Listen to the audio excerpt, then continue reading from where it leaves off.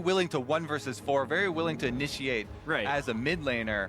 And maybe we'll see some of that come to affect this pick and ban phase. Yeah, I gotta say, Ninja has probably one of the worst names for his play style, right? When he's extremely brazen.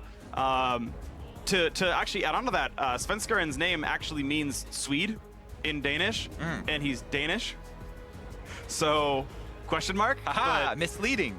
So that's we got some people on both sides who are being weird. Bans coming out, Gangplank, Trundle, Talia. Yeah, so a first ban Trundle, or a first ban Gangplank to me signals that they are actually trying to open up maybe a Shen pick up here on the top, because Gangplank is very good into Shen, and it's not one of the first bans that we usually see on blue side coming out.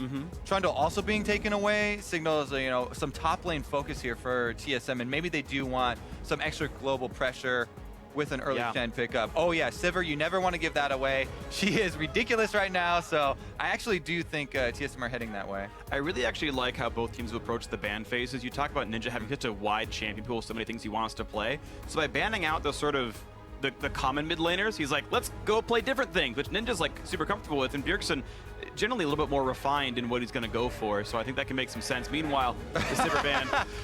Not going to let Malzahar get out of our hands again. That is an important one. So that's a forced first pick, which again, you can see why that Sivir ban lines up, is to ensure they get a safe mid lane pick. The other thing that was pinched a little bit here is the jungle pool, as Rek'Sai was banned away. And Rek'Sai in North America has been the premier jungle. Most other regions really still have a high priority on Nidalee. And Proxen is one of those really good Nidalee players as well. Can have the early pressure, can get out to a huge farm lead. So maybe Envy want to go that way. Svenskeren, though, he'll go right back to that Gragas. We've seen time and time again. Nidalee and Gragas are the two ones that jump to mind right now as high priority junglers. And Nidalee's been going down somewhat in favor. Gragas has been really far up there. We'll see if he goes for it. Yes. The other thing is that it's pretty funny. People are talking about TSM not adapting to mid lane meta. It's on Twitter, Bjergsen was the night before when LCK was playing, was asking, oh, what patch is this on? I'm very curious as to how the mid lane meta will develop. And Malzahar, they kind of underestimated the strength of him a little bit, but he's very easy to play. So especially Bjergsen, high skill player, I think it should be very easy for him to pick up quickly. And it looks like they will be doing that.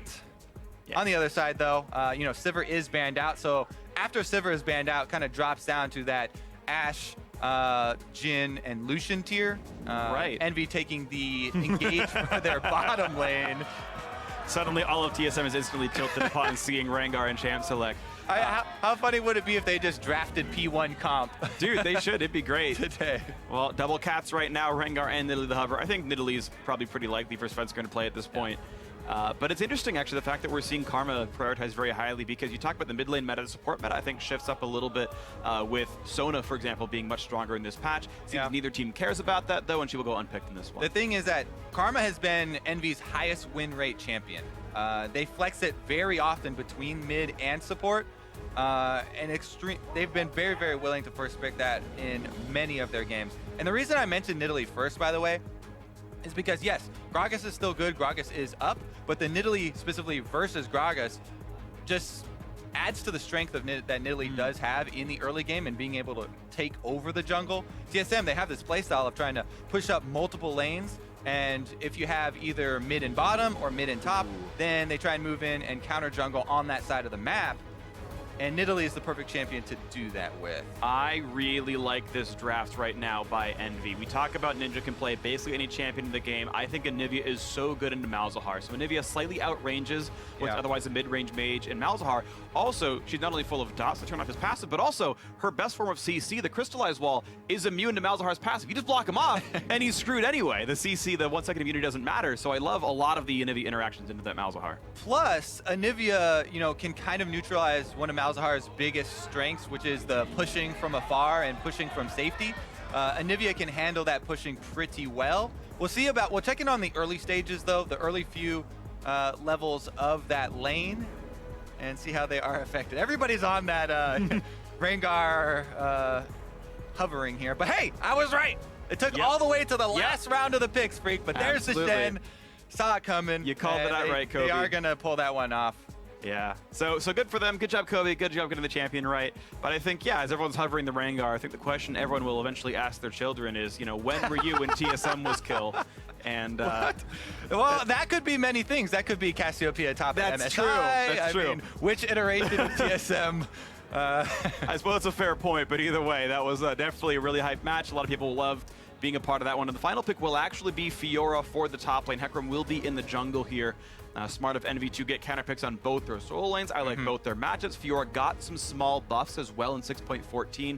The total or the bonus AD ratio on her Q is higher at earlier rank, so her levels 1 through 8 are a little bit stronger before it equals out to what it was before. They're definitely all early game buffs, but they are significant. I mean, she heals for more on the vitals, plus does more damage. So all around just stronger lane, straight up numerical buffs there. And I do also, I'm a pretty big fan of the Hecarim jungle. Very, very strong in solo queue right now, and a lot of teams have been using it in competitive play as well, especially like LPL and stuff. So we'll see what Proxen can do on this champion, because Nidalee also has clear speed advantage over Hecarim. Yeah, I definitely agree. So this is going to be a fun one. Gragas not going to be picked up after all, but it's Svenskeren on a hard farm, and he's going to hope for his sake that he can kind of keep Hecarim pinned down, because Hecarim eventually becomes incredibly scary at level 6, and we're getting ourselves now into game 1 of the match. So get on Twitter and share your thoughts about this series. Weigh in using hashtag TSMWin or hashtag NVWin for which squad it's going to be. TSM, they suffered a rough loss just yesterday afternoon, and Envy hoping they can finally turn their season back around to how good they were when they started. Well, this looks like a good thing for Envy, though. They've got Seraph on a nice split pusher, Ninja using his champion pool, and they could be ready to go and take another loss to TSM in as many days. Here we go with game 1. Yeah, everybody got super hyped up for the TSM loss yesterday just because it's so unexpected. But I find it really funny whenever the conversation does come up of, oh yeah, top team was on this huge winning streak, but a loss is good for us. You know, it'll reset the mindset. Right. It's funny because every single top team is always like, oh yeah, you know, we're not going to underestimate any team. We're not going to get overconfident. And those are types of things that you can continue to reiterate and verbalize, and everyone's going to tell you, and they're pretty obvious, and everyone thinks those. But, well, we'll wait for this actually to time out. That's going to be exhaust damage. Hakuo flashes, and he's going to get himself away, burning 1 summoner for actually 0. TSM didn't use any of theirs in the rest of that push. They opted to save their summoners and not try and chase down the first blood money, and save their summoners instead and just use that advantage. I mean, you do get a lot less experience for early kills. The gold is still very, very valuable, though. Would have been 500 total if they got it this early, but well, Hakuo gets away, but it's now a flashless Karma, which means Envy's going to hope that they're on a lane swap, because being down a summoner won't matter if you're not facing anyone. And we'll see if that ends up being the case. Looks like we have a 2-on-2 advantage TSM in some way. I mean, yeah, Karma doesn't have her flash, but it still is a 2-on-2 lane where it's 2 range versus 1 range, 1 melee. I think they can survive it, though, because if Biofrost gets like a Q flash, the stun means a double if trap hits. It means they can maybe kill off the Karma. Oh, I think with the gank. The kill pressure is definitely there. Yeah. Especially with the extra damage that Nidalee can bring, since, you know, as you say, Biofrost can provide the slow and eventual stun from the passive. But if they keep their warding up, Envy should be able to handle this lane just fine. Both duos take their respective jungle camp. Perfect CS across the board. They all got the 3 melees, and the AD carries level 2. And my favorite part of standard lanes, Freak, tracking the junglers. Both of them should know that the other one started on the top side, even though that is abnormal for Hecarim, because Hecarim likes to get that blue buff really early for very quick clears. And Proxen will be going there next, as he cannot clear any other camps after the first 2 without getting some extra mana. But since they saw the top laners a little bit late to lane, they know that the other one leashed up there. And so now it's up to the mind games of, do you think they're hard clearing all the small camps as well, or going for some early pressure? Because bottom lane's pushed up so far. Yeah, this is exciting, but look at the mini-map, because bottom lane's pushed up so far that the advantage here, Biofrost moving in to try and contest. Svenskeren, yeah, he tried to be scary. Nothing quite happened there on that one. The blue buff went over securely to Proxen. Yeah, and that is that importance of blue buff for Hecarim. If they were able to steal that away, or even able to, force it onto someone else, that would have really hurt Proxen's early jungling. But he's able to get it, and Envy escape without too much harm done. Yeah, now he goes mid lane. Let's take a look. With the ghost, the wall comes in. Bjergsen is not going to get away from anything just yet. Knocked around, takes some damage, but knows he got away from the stun. So all he loses is some health bar. Yep, just burns the ghost there, saving the flash as well. So he's not going to be a complete sitting duck. But before we moused over, you can see Ninja was able to take off that passive from Malzahar and open him up to the combo there from Proxen. Now, Bjergsen pushing again. Make sure this gets into the turret because he has called Svenskeren over to the bottom side, and they saw Hecarim exit on top side. I know he's clear to do that without having to risk another summoner. And this is nice by Proxen, actually managing to pick a number of high-value actual jungle targets. Gromp worth the most XP of any jungle camp, as long as you're not under-leveled. And Proxen, though, his CS number looks much lower than Svenskeren, is trying to keep up as best he can. Of course, then Single Gromp himself is clearly ahead here. Level 4.7, quite nice for him. The struggle of keeping up with Nidalee. It's pretty much impossible. Plus he went for a gank, so that is going to cost him, plus reveal his position.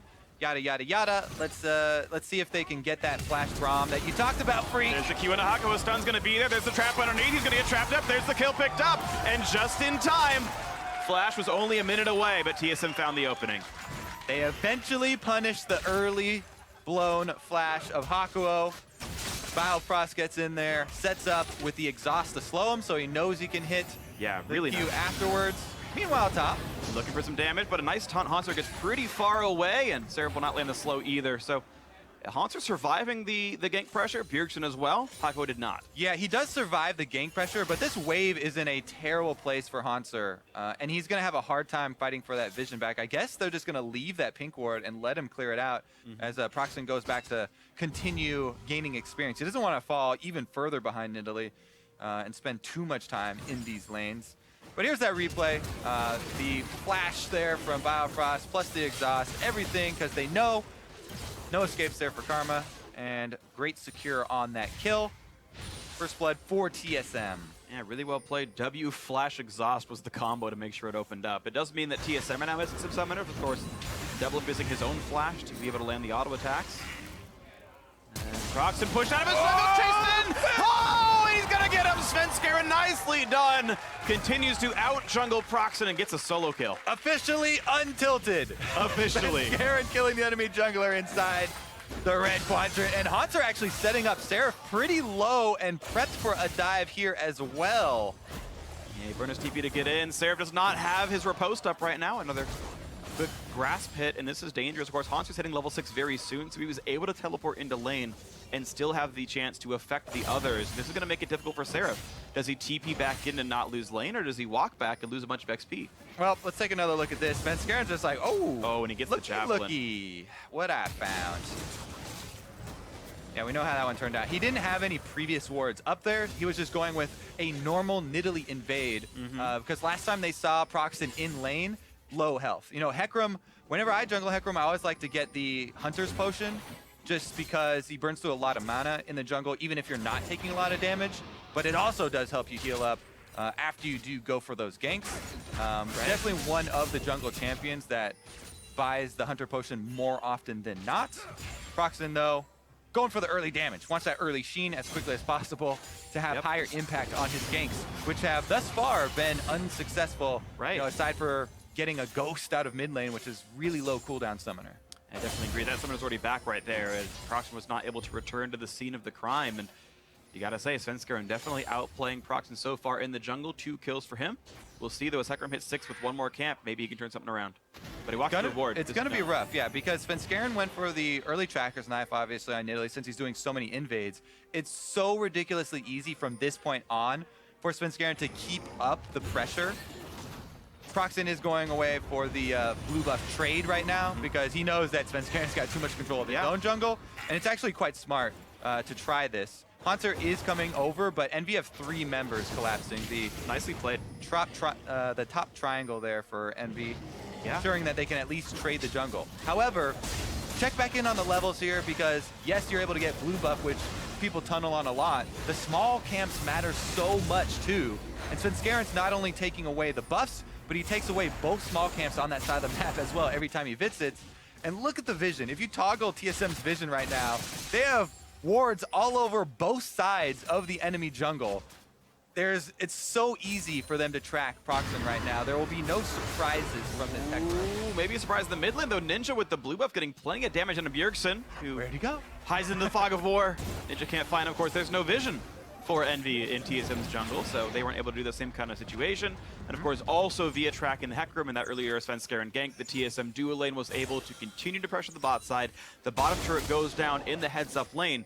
TSM back on form. That the money there of the kill going over to double lift, feeding the first BF sword that he buys. Oh, Ninja's gonna be coming an egg, and this is gonna be him getting dropped. Who gets the kill? It's double lift. Gets him with the net. Astro does not matter. Hanser just looks cool for a few seconds, literally, and walks away. Ugh, all right, that was okay. Regardless, though, because the bottom lane pushed up after they got the extra advantage in lane, that is going to be Infernal Drake as the first Drake to go down for TSM. Very great. That is the best Drake for snowballing ahead. And since TSM are out to that early lead, they're pushing up the lanes, going for the jungle invades. Exactly the one that they want. The really nice stuff right here. TSM look like the TSM that was 14-0 yesterday. This is them in complete control, making a lot of great plays. Everyone firing on all cylinders. So far, so good. Hanser is getting dropped in this lane, though. You're seeing Seraph with a 20-minion lead. He's got a level right now as well. Those are all good points. Oh, double lift. Oh, double lift. Well, this looks like double lift as well. He's got a blue buff, though. He's got a blue buff. He's also getting tackled into the brush. He's certainly going to die. The kill probably goes to Lod. Hakpo, don't scumbag him. He doesn't. Nice pickup there. And finally a kill on the board for Envy. And Proxen still holds on to Onslaught of Shadows, so we might see another gank soon. Yeah, some much needed money and the bonus experience there as well. See if Envy actually move more pressure up to that top side. Trying to shove out bottom lane as quickly as possible actually right now. They don't want to give up too much momentum here. Biofrost has been spending so much time up on the top side, hanging around Hanser, since that was the lane that was getting bullied hardest for TSM. But no extra movement from Envy up there means that Biofrost, not much he can accomplish, and just leaves behind that pink ward to add a little bit of safety there. Svenskaren did not walk into that little brush by his blue buff, by the way. So the pink ward that Envy left at the blue buff saw him on the way. They should assume that he's coming here. Actually, that's why Proxen's moving into position for this counter gank, by the way. And a nice preemptive ward by Svenskaren. Make sure he can know if the Heck Room is coming in. Here comes the attempt of the fight. Of course, the dodge zone is up. Now comes the battle. 1 trigger, 2. Nice taunt away, and the tackle in for Proxen. There's the flash by Hanser, still on the chase, but the riposte not going to be enough. Heal comes in. Finally, Proxen gets the kill, but there comes the ulti in from Malzahar. That's one picked up, and Malefic Vision turns on to Seraph. Running out of health. He's going to try to pick up Svenskaren, and he's not going to get it. Nidalee lives, and Ninja is sad and alone and now dead. A nice snipe at the end for Svenskaren, saying it was all me the whole time. 6-2 TSM. Yeah, a bit long of a fight there as Envy had their duo lane in base, so there were just more people on the map that could join for TSM. We mentioned Biofrost's little adventure up to the top side of the map. He just made a return trip, and TSM fully collapsing on that play, able to get extra momentum here in mid. Bjergsen going to try and get some damage on this turret. Decently difficult, though, with Ashe and Karma. Yeah. Move into the jungle instead here. Almost. Taco almost got that large chicken. Close one there. So TSM don't really get any major objectives off the fight. They just get the plus kills, but we can watch the fight again. It's played quite well. Right. So you know what Envy are thinking here. They're like, initially, we've got 3 on the top side versus 2 of TSM. But because Hanser is able to delay for so long and make it all the way down to Bjergsen's loving arms, they're able to get the counter kill. And by the time Ninja flashes in, it's just too many members. There are more reinforcements for TSM on this side of the map, and Ninja, having flash to get in range, has no escapes. Right, and Envy could have just left. They had the 1-for-1 when Proxen actually picked off Hanser and traded his life with the Malzahar ultimate. Both Ninja and Seraph could have said, you're right, 2v3, we're out of this one. No point to be in this fight anyway. And instead they overchased and they lost 2 extra kills. And over chasing is more punishable when you don't have that vision. When there is this huge vision discrepancy, TSM can see all of your reinforcements that are heading towards us. They know where every member of Envy was. Whereas Envy, they have no idea what's going on with TSM because there's 0 Envy wards on the enemy side of the map or even in the river. So over chasing is not something that you can really do when you're behind like this, even though you feel like you have to do something to get back in the game. You have to do something to catch back up. Right. Gonna get punished a little bit harder. Well, as it stands, Proxen wants to repeat gank down here. The wards actually have timed out, and Svenskeren, though he does have some more in his inventory, so he drops one out. And looks like there will be no defense. Just the threat of the 3 members of TSM is enough that Envy will not defend their own turret in the 3-on-3. And they just give away more objectives. TSM really sieging very successfully off of Doubleless Caitlyn. Yeah, and this comp is very easy to execute after they've got this great early start, plus the early Drake lead. They just have Shen split push. He doesn't even have to bully the Fiora here, just has to hold at turret, while the Caitlyn Siege and Malzahar, very secure mid laner to have a 4-man push with. You know, he's got great wave clear, and the Voidlings can block a lot of skill shots as well. They just have that 4-1. Start taking down the turrets, and once they build up a bigger and bigger gold lead from all the global gold from these outer turrets, they can easily keep up the extra invades on the jungle and continue to starve out Envy. And that's going to be tough stuff for the red team unless they find some way to turn it back around, but the vision control's been so good, those comeback fights haven't happened. There have been no sneaky ganks. Yeah, and if we do look at it from Envy's perspective, which is going to be a lot more difficult, it is going to have to come from an Ash Arrow. You always want to fire those from Fog of War. They're going to have to use a lot of sweepers and pink wards that are on their own side of the map, you know, defensive pink wards, to try and find an area to fire the arrow from and actually pick somebody off while they're stunned so they can get a champion advantage before TSM can react. That's very difficult because Shen just stand united on whoever got arrowed. So. Yes, yeah. TSM actually pretty well situated for dealing with everything that's happening right now, so can't feel too bad as a TSM fan right now. And for what it's worth, if you're also a Phoenix 1 fan, as much as you cheered for TSM's demise yesterday, you now want to cheer for TSM to win. The hipster, oh, we're the only team to ever beat TSM this year. but also because if Envy wins his match, P1 are out of playoffs. Yeah, true. And Envy must lose all future matches if Phoenix 1 wants to make top 6. And so, Phoenix 1 has to win every And they also have to beat Immortals and Cloud9. Yeah. Like, it's a long shot, of course, for that squad. But if you're one of those people who are now suddenly hey, if you beat the #1 team, why not beat 2 and 3? There you go. TSM gonna get that second Infernal Drake. That feels good as well. Yes, Stacking it does. those up. Holy moly. Stats on stats for TSM. They're gonna push into the mid lane. The flash will be to catch up on a Ninja. Goodbye. Double gets done, does not care. And here comes Proxen in to make the 4v5 happen. Under turret, Fears doubles back up, but he did not be the one to pull aggro. It's a quick takedown. Biofrost now has the turret on his attention. He's gonna be okay with this one.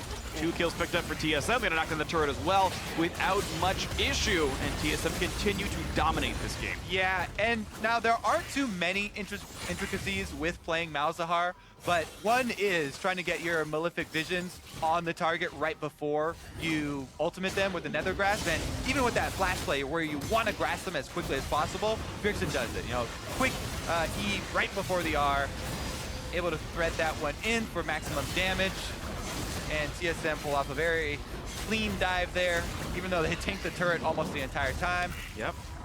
Too far ahead to really matter here, as Envy were a bit too spread out. There it is, flash ER, and they go in for the execute. Double does take the arrow, but yeah, Shen ultimate comes in on top of him as well, and Proxen gets exhausted, so not much they're able to do. Man, the Voidlings and second Malefic Vision zoning and taking half of Seraph's life as well there.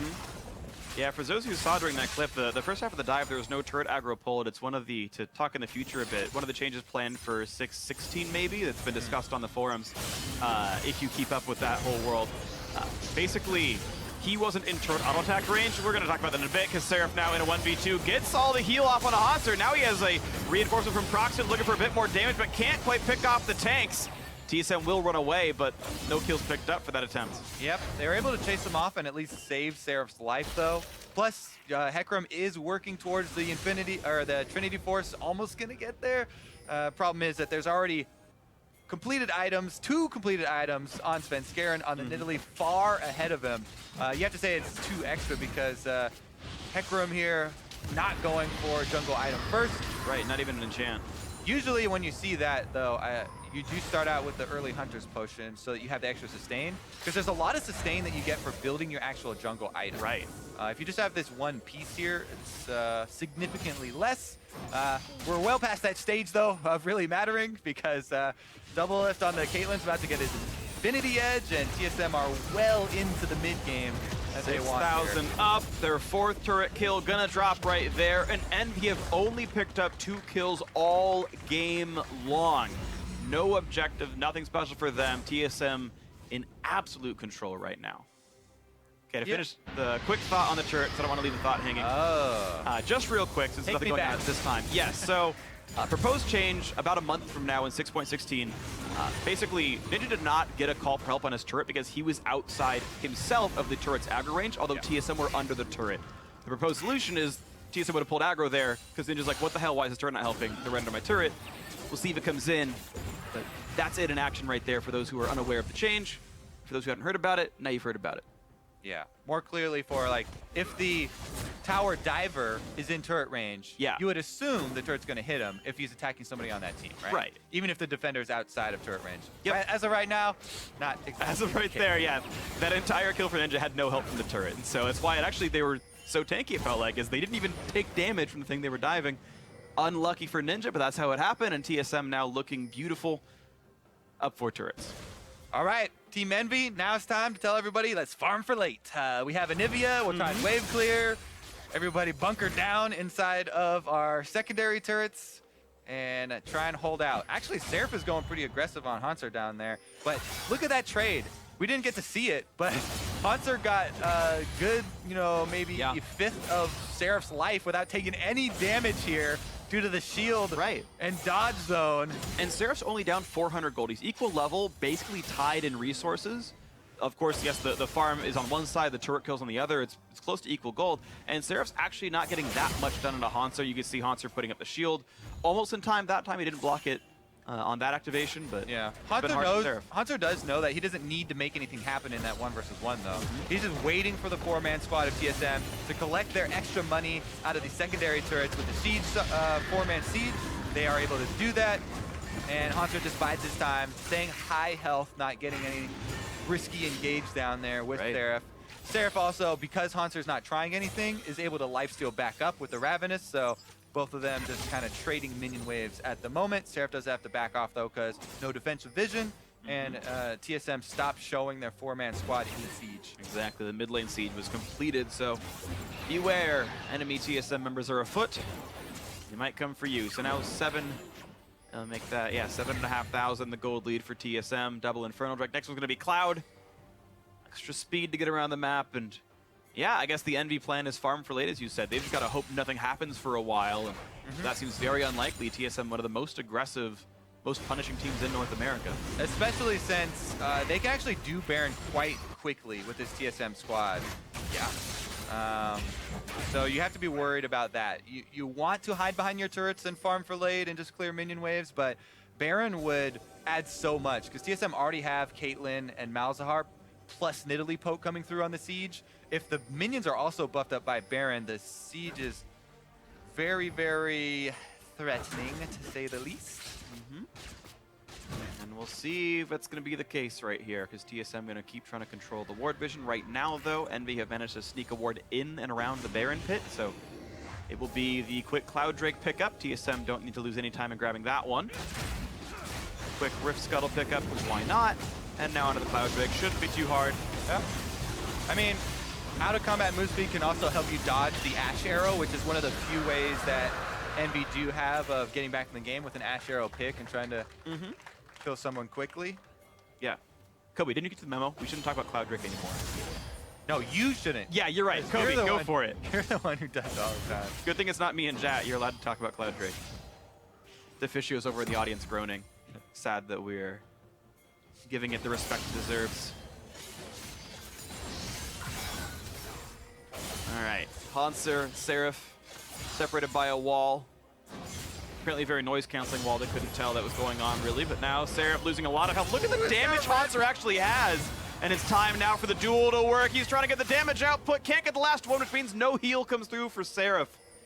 Yeah, I like this 1 versus 1 cam. Both of them are just like, yeah, walk away. Okay, yeah. I don't really care. Let's walk away, guys. Dispassionately, like, yeah, you don't have the damage. Just checking in. Because Seraph there, he didn't want to chase because he was low health, and Haunter didn't want to let him get the last vital, so both agree to, in action. Plus, as we said, Haunter doesn't really have to do anything in that 1 versus 1. Right. He's just trying to hold that pressure, has to stand united. TSM have full control of this map. It's almost insane. Ever since like 6 minutes, they've had wards Pretty on much. both sides of the NV jungle, and they've kept those wards up for the entire game. Yeah, great play by Svensker and the rest of TSM as they keep moving forward. 4-0-4 on the Nidalee. Perfect score for him. Kept the ward control up. Bjergsen gets the passive poked off. And Envy hoping to defend top lane tier 2. Next strike up is going to be Mountain in about 5 minutes time.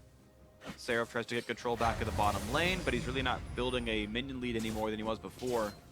Honk has been able to hold up to him quite nicely, and Shen's going to show up to a fight faster than Fiora will. That feel when you're TSM and you've scanned the enemy jungle so many times there are no more wards to clear. Yeah. You just keep wasting your scanners. Like, have they been back out here? No, okay. Just checking. The combined Still no vision. Here we go, Ninja. though. They ghost. Running away. He's going to flash. Nice wall. Kalen's going to hit him a little bit, but he's going to get himself out. Oh, you are too risky with that one. Caught by the nether grass, picked off. Bjergsen using the Q to give himself vision to land the R. That is mechanical knowledge of your champion. Beautifully done. Wasn't even the Malefic visions.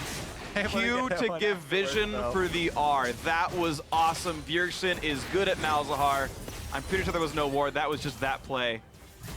Kobe, you were mentioning number of wards killed. There are a combined 4 wards spotted by the 3 sweepers of TSM. All right, well, there's one more ward killed inside the Baron Pit as they demolish it. I don't know if there will be a Miracle Seal. Proxen could go try and suicide. He's the coach. Miracle couldn't steal it. Proxen's going to hope to. 3,000 health on that one. Ooh, Lod really gets away from the Javelin. And okay, Proxen, it's on you. He is unstoppable during the ultimate, and there's no Mal's ulti. The silence comes in. He's not going to get it in time. Nicely taken up by Svensker. Gets the takedown, gets the kill on Proxen as well. TSM now up 10,000. Yep, and now they do have that Baron to crack the siege and get through the inhibitor line. We will see how big this Baron power play is for TSM because it's time for the ultimate defense here for Envy as they try and hold off. Let's check in Doublelift. Yeah, Doublelift does have the 3 items now too. He's got Rapid Fire Cannon, Infinity Edge, plus the Hurricane. So he's ready to roll. And there it is, like we talked about already. Easy corridor there to line up the wall.